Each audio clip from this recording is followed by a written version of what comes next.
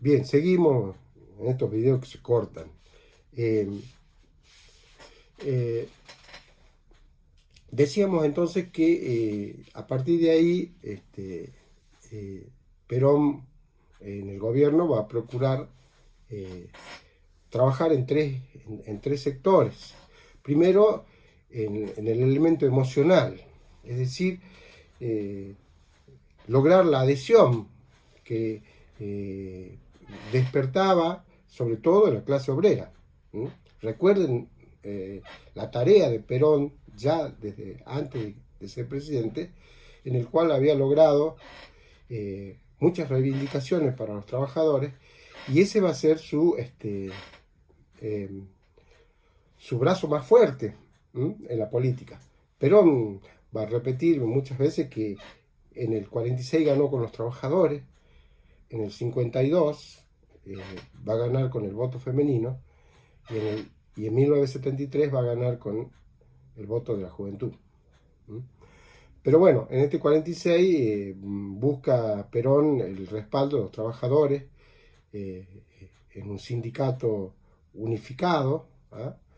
Eh, Pensemos en la Confederación General del Trabajo, ¿no? Que responde a Perón. Y otro ayuda importante para Perón es la labor de su esposa, de Eva Duarte. Eva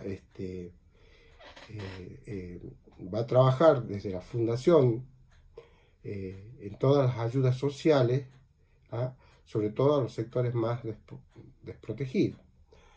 Es decir, hay una propaganda gigantesca que está bien organizada, que llega a todos los rincones del país eh, y van a buscar desde el primer momento crear ese vínculo entre el líder y las masas. ¿Ah? Las masas como pueblo. Eh, en esa organización sindical que decimos, con la CGT, logra que la CGT agrupe a muchísimos trabajadores, de todos los sindicatos que están en cierta medida obligados a incorporarse y a contribuir con su cuota automáticamente para el gremio, para la CGT. Y entonces esto iba acompañado de una política de salarios altos, ¿sí? De contratos colectivos de trabajo que generalmente concluían con la intervención directa del Estado, ¿ah? Con las leyes jubilatorias, ¿sí? Tanto desde el Ministerio de Trabajo y Previsión Social, las indemnizaciones por despido, vacaciones pagadas, aguinaldo, es decir, ventajas directas para la clase obrera. ¿Ah?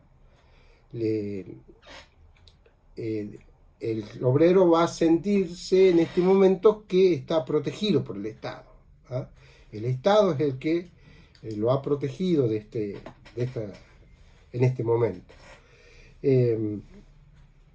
Y bueno, como decíamos, tener presente la labor de Eva Duarte durante esta gestión.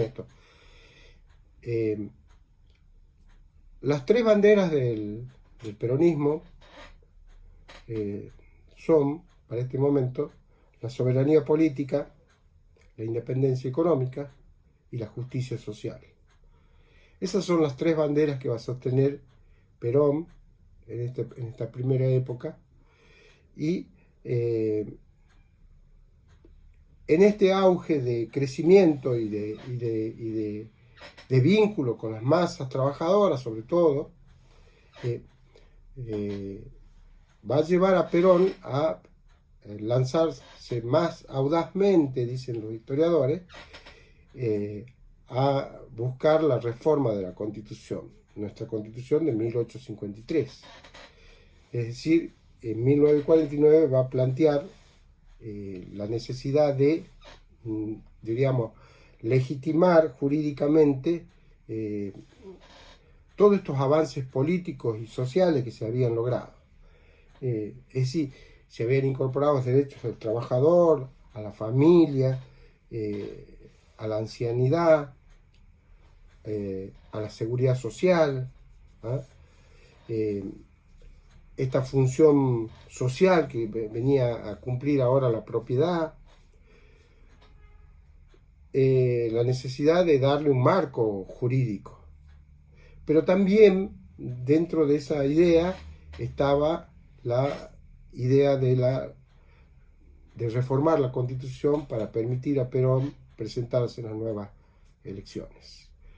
Recuerden ustedes que la Constitución establecía que el presidente duraba 6 años en su mandato y no podía ser reelecto, sino que debía dejar pasar un periodo. El hecho es que la Constitución logró reformarse, ¿ah? Y Perón queda habilitado para ir a la búsqueda de la nueva reelección. A mí me parece interesante, vamos a seguir en este punto a Carlos Floria y García Belsunce, quienes hablan del fenómeno peronista, y consideran que el peronismo fue un fenómeno singular, que marca una ruptura en la historia argentina, un antes y un después. Argentina políticamente será antes de Perón y después de Perón. De manera que dicen estos historiadores que para entender este fenómeno peronista hay que entender la sociedad de 1945, de 1946. Es decir, ellos van a considerar que había en esta sociedad del 46, del 45-46, las fuerzas sociales serían 3 para este momento. Una sería la clase media, otra la clase de los trabajadores, y la tercera tendría que ver con sectores marginales, sectores que estaban compuestos por elementos de la sociedad que no participaban de la actividad política, olvidados, diríamos.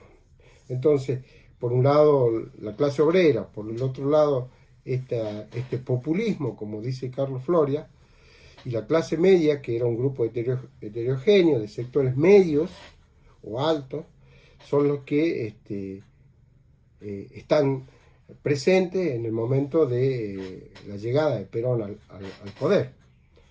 Y bueno, ya dijimos cómo con un liderazgo carismático empieza a aparecer la figura del caudillo.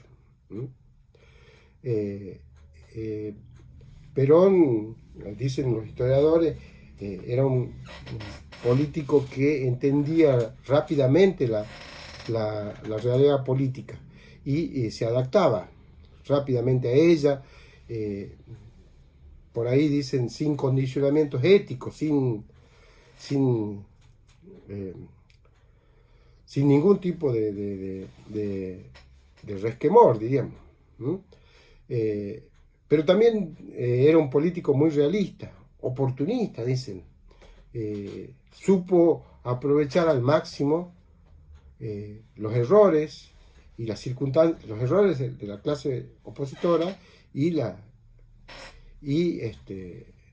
circunstancias favorables del momento.